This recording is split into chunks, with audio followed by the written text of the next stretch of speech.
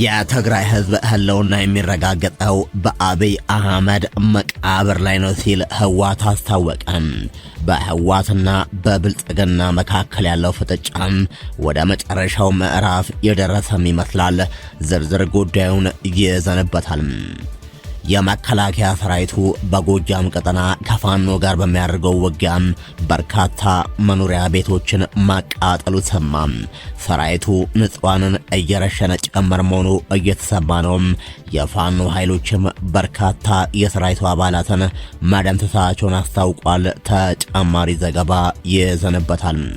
ጤና ይስጥልን። ከሸገር ቲዩብ የሳቱ መረጃዎቻችን ቀጥሎ ይቀርባሉ። ሸገር ቲዩብን ሰብስክራይብ፣ ላይክ፣ ሼር በማድረግ አዳዲስ መረጃዎችን ከየዕለቱ ከቻናላችን ታገኛላችሁ። አብራችሁን ቆዩም።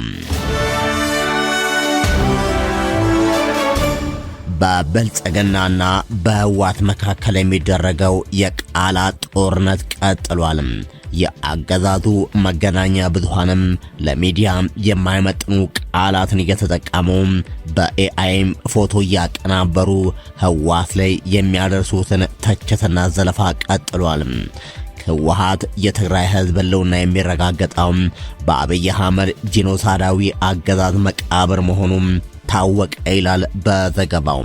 የትግራይ ቴሌቪዥን ባወጣው መረጃ ጄኖሳይዳዊውና ጨፍጫፊው አገዛዙ በትግራይ ህዝብ ከፈጸመው ዓለም አቀፍ ወንጀል በተጨማሪ ከፕሪቶሪያ ስምምነት በኋላ የትግራይ ህዝብ ህልውና አደጋ ላይ የሚጥሉ ተከታታይ ውሳኔዎች በማስተላለፍ በህዝብ ቁስል ላይ ጨው እንደመጨመር እየሰራ መሆኑን ያስረዳሉ።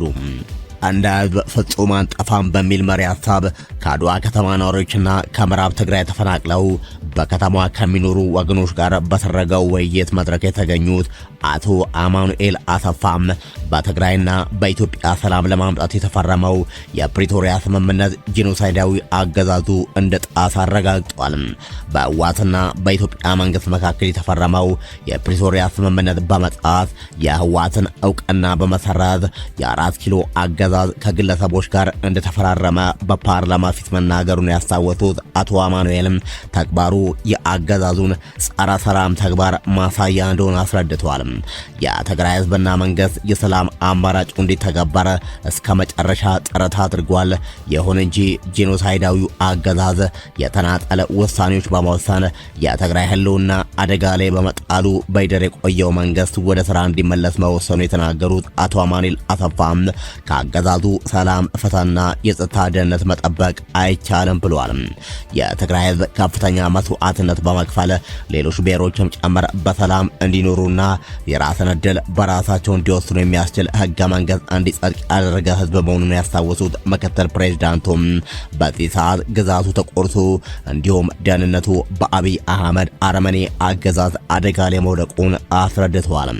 የትግራይ ህዝብ የመከራ ህይወት እንዲገፋም መሬቱ እንዲቆረስ በጀትና ደሞዝ በመከልከል የህዝቡ ደህንነት አደጋ ላይ እንዲወድቅ ያደረገው የአብይ አህመድ አረመኔ አገዛዝ መሆኑ የተገለጸ ሲሆን የትግራይ ህዝብ ደህንነት የሚረጋገጠው በአገዛዙ መቃብር ብቻ መሆኑን አቶ አማኑኤል ተናግሯል። የትግራይ ህዝብ ከገጠመው የብሔራዊ ህልውና አደጋ ለመውጣት የሚያስችሉት የመከተ አቅሞች ተዋህዶ እየሰራ መሆናቸውን የገለጹት አቶ አማኑኤልም በአገዛዙ ምክንያት ህልውናቸው አደጋ ላይ ከወደቁ አጎራባች ህዝቦች ጋር በመተባበር በመስራት የሚያስችል አሰራር በህዝቡና በትግራይ መንግስት ዘንድ ተቀባይነት ማግኘቱንም የትግራይ ምክትል ፕሬዝዳንትና የህወሓት ምክትል ሊቀመንበር አቶ አማኑኤል አሰፋም አረጋግጧል። በሌላ በኩል የትግራይ ህዝብ ለዘመናት ህልውናን በሚፈታተኑም አስቸጋሪ ሁኔታዎች ላይ ትግል ሲያደርግ ቆይቷል። የህዝቡ ብሔራዊ ክብር ሉዓላዊነትና ህልውናውን ለማስጠበቅ በትግሉ ዘመናት መስዋዕትነት እየከፈለ መጥቷል።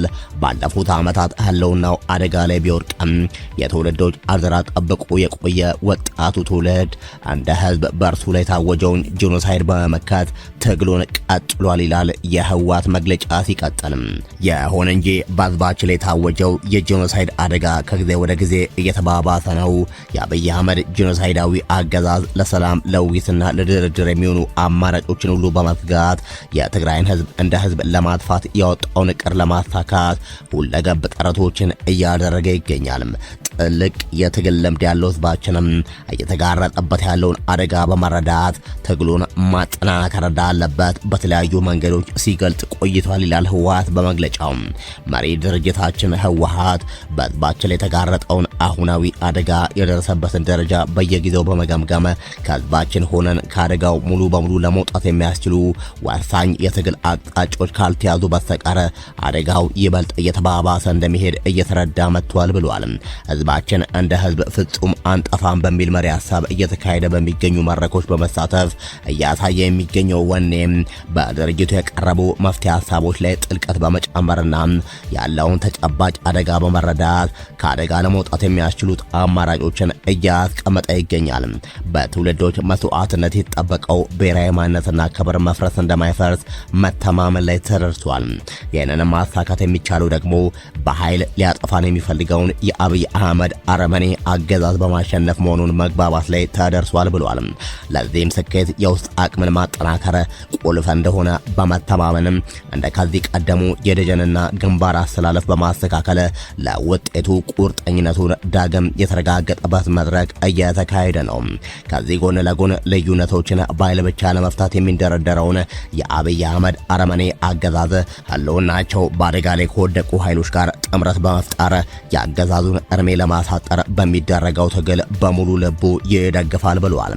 ከትግራይ ህዝብ ጠላቶች ጋር ተሰልፈው የሚንቀሳቀሱትን ባንዳዎችና ሰላዮችን ከጠላት ለይቶ እንደማይመለከታቸው በየመድረኩ ድምዳሜው ተደርሷል። የጠላትን ተልዕኮ የሚያስፈጽመውንና ሀገርን የከዳውን ቡድን አስከፊ ታሪክ ያላቸው አካላት ብሎ ማውግዘዋል።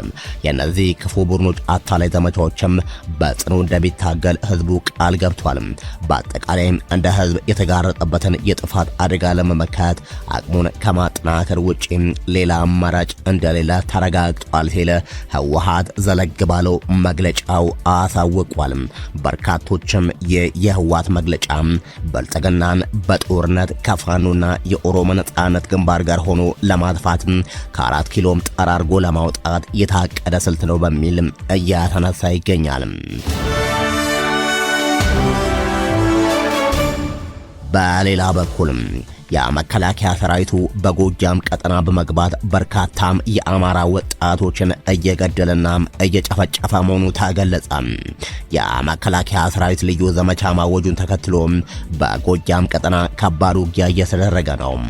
መከላከያም ከፈረስ ቤት ደጋዳሞት እስከ ጮቄ ተራሮች ድረስ የፋኖ ታጣቂዎች ላይ ጥቃት የከፈተ ሲሆን በአካባቢ ያለውን የፋኖ ኃይል ግራ ቀኝ ከብቤ ደመሰስኩ ሲል ማሳወቋል።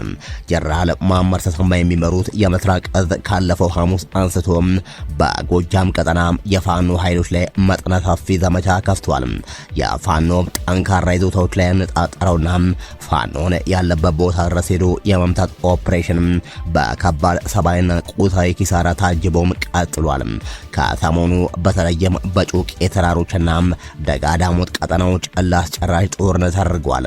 መከላከያም ባጋራው ሪፖርት በዘመቻው ድል እንደቀለው ይገልጻል። ዘመቻው የፋኖ ዋና ምሽግ በሆኑ በጮቄና አካባቢው ባሉ የቦቅላ ታዳጊ ከተማ ቀኛቦ፣ ገዳማላ፣ ደብረ ዘይት፣ አመስያ፣ ካባ፣ ዋሻ ሚካኤል፣ ኮርታም፣ ስና ማርያም፣ መስዋዕት፣ ኮረብታም፣ ፍቅጣር፣ ገነት ማርያም፣ ቁጭትና አልማ የተባሉትን የጮቄ ሰንሰለታማ ተራሮች ላይ ያነጣጠረ ነው። በእነዚህ አካባቢዎች ጽንፈኛ ቡድኑን በገባበት ገብቶ አሳዶ በመምታት በድልም የታጀበ ኦፕሬሽን እየተደረገ ነው በማለት አሳውቋል። የዘመቻው ዓላማም የፋኖን መረብ መበጠስና የህዝብን ደህንነት ማስከበር እንደሆነ ገልጾ መከላከያ ድል እንደቀናውም አክሏል። በሁሉም አቅጣጫ እየተቀጠቀጠና ከፍተኛ ኪሳራን እያስተናገደ የሚገኘው ጽንፈኛ ቡድኑ በጮቄ አካባቢዎች ሲመታ ለማምለጥ ያደረገው ሙከራም ሳይሳካለት ቀርቶ በሰራዊቱ ፈጣንና መብረቃዊ ሙሉ በሙሉ ተደምስሷል ሲልም ለአብይ አህመድ እንደሚሰራና እንደሚላላክ የሚታወቀው መከላከያ ሰራዊቱ ገልጿል። በርካታ መሳሪያና ተተኳሾችን ጨምሮ ከህዝብ ተቋማት የተረፋቸው ተሽከርካሪዎች በቁጥጥር ስር ውሏል በማለት ይገልጻሉ።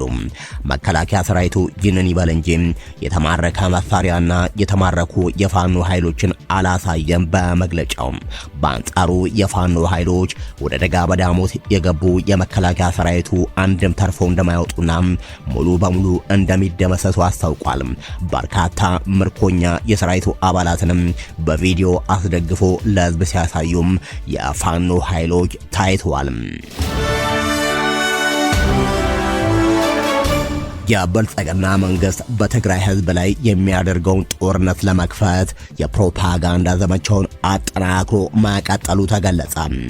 ብልጽግና ጸረ ህዝብ የሆነው የህወሓት ቡድን በኢትዮጵያ የፖለቲካ ታሪክ ውስጥ የገዛ ወገኑን በረሃብ አለንጋ እየገረፈ የህዝብን ስቃይና የድሆች እንባ ለስልጣን ማረጋገጫነት ሲጠቀምበት እየኖረ ነው ይላል። የዚህ የከሰረ እንጂ ስር የሰደደ ክፋት የሚጀምረው ዛሬ አይደለም።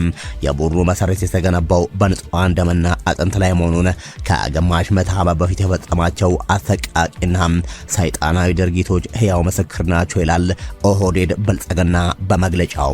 ዛሬም ያ የተፈጥሮ ባህሪው ቀጥሎ በዓለም ታሪክ ታይቶ የማይታይ መከራን በትግራይ ህዝብ ላይ እያዘነበ ይገኛል ይላል ኦህዴድ ብልጽግና።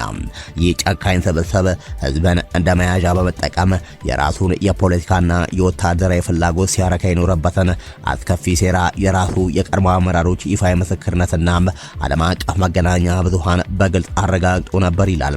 በ1977ና 1978 ዓ.ም በአገራችን በተከሰተው ራብ ወቅት የጸረ ህዝብ አንጃም የትግራይ ረድኤት ማህበር የተባለውን ተቋም እንደ ሰብአዊ ሽፋን በመጠቀም የውጭ እርዳታ ሰጪዎችን ያታለለበት መንገድ የክፋቱ ጥግ ማሳያ ነው ይላል።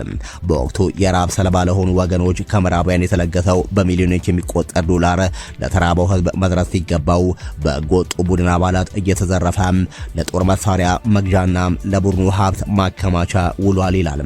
ይህንኑ ሀቅ የአሜሪካው ማዕከላዊ ስለላ ድርጅት CIA በ1985 ባወጣው የድርቁ ፖለቲካና የጸጥታ ተጽዕኖ በሚለው ሚስጥራዊ ሰነዱ ላይ አረጋግጧል።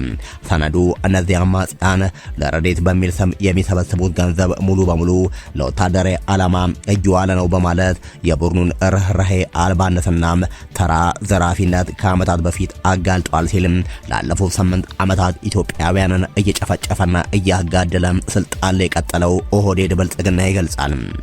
ከሸገር ቲዩብ ለዛሬ ያዘጋጀናቸው በተለይም በህወሓትና በብልጽግና መካከል ሊደረግ ስላለው ጦርነት በተመለከተም በሁለቱ ኃይሎች መካከል ስለሚደረጉ የቃላት ጦርነቶች ትኩረት አድርጎ የተዘጋጀው የዛሬው ዘገባችን ይህንን ይመስላል። በያላችሁበት ሰናይ ጊዜም ሸገር ቲዩብን ሰብስክራይብ አድርጉም። መልካም ቀን።